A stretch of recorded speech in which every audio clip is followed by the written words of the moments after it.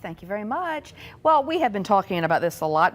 March is Colorectal Cancer Awareness Month, and this morning is UAB nutritionist Dr. Beth here to talk about healthy habits that are linked to the risk of colorectal cancer. That's right. We're going to talk about some things that can possibly lower the risk of colon cancer, but before we do that, screening is the most important thing. Yeah. If you are 50 or older, please go and talk to your doctor and get screened. I got mine when I was 50. Yeah. They're not fun, but you gotta have a polyp like I did. You get it removed. And so you did have a polyp. I did, and those polyps can turn into cancer, and that's the whole point. You go in, you get that taken care of, and you don't get colon cancer. Right. So that's the most important thing. So if you're embarrassed by it, not wanting to do it, get over that part. And it's really sad, Janice, because a lot of people do not get screened, and that makes colon cancer, of all the cancer deaths, 8% are from colon cancer. It's the third leading cause of cancer deaths for men and women. And that's too many when you've got this screening and you can prevent it. But let's talk about some nutritional habits. All right. So the first one is weight control.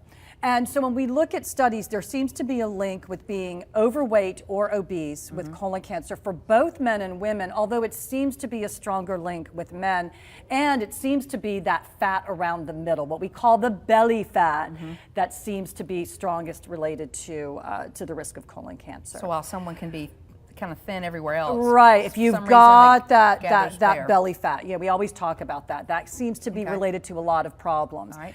The next one kind of goes along with weight control, and that's physical activity. We know that the more physically active you are, there seems to be a lower risk of colon cancer. And it does seem to be related to intensity. Now, even moderate amounts of physical activity are linked to a lower risk, but the more intense you get, there seems to be a lower risk. So get out there and get moving. Okay, get a little exercise. That's right. And next? And then next, diet, what we eat. And so what we find is that there seems to be a lower risk of colon cancer if you eat a lot of fruits and vegetables. So really load up. We don't know what it is about the fruits and vegetables that do it, but there seems to be a lower risk. So over a period of time, that is proven to be true. Right. Well, there seems to be a link. We can't say causal, but there does seem to be a relationship there. Just as there's on the flip side of that, red meat. We always hear about red meat with a higher risk of colon cancer. Now, this is a link. I would not go so far as to say that red meat causes colon cancer, but there does seem to be a link there.